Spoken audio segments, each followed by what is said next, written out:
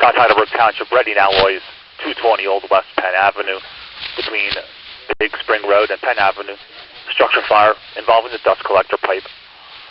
Station 18, Station 26, Station 47. Ladder 18, Ladder 47, Tower 79, Engine 18-1.